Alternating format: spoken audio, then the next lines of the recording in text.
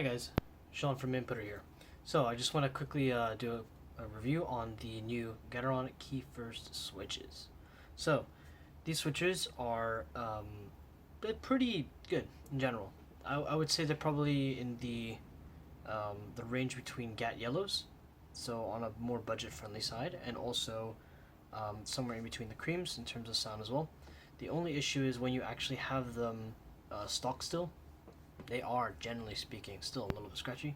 So you do need to lube them with Kretox 205G0, but overall they're pretty good.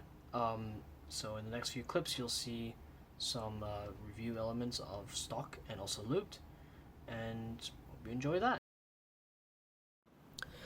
So the KeyFirst Gateron cream switches, or as I call them, the bubblegum switches, have a total travel of 4mm, like most switches out there, a actuation force of 62 grams, and a bottom out force of 77 grams.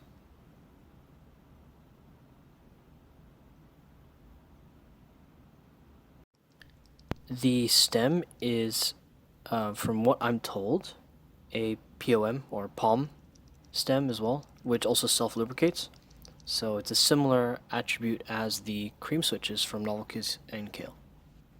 The color of the switch is actually a cream green. I call them a minty, cream color, cream pink, and also cream yellow.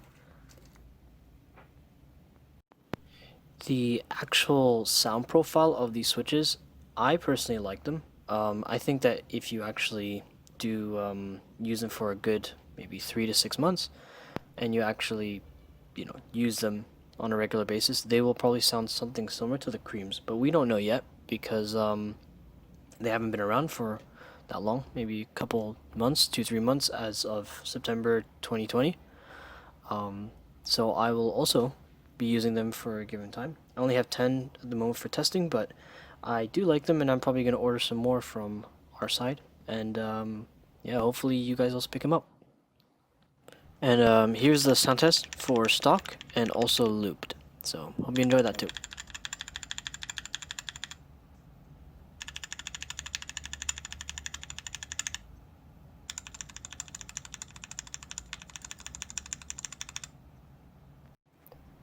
Testing against the Gateron KeyFirst cream switches, we have the Gateron yellow switches and the Novelty cream switches, the Gateron ink black switches as well, and these are unlubed, and the next ones in the test will be lubed.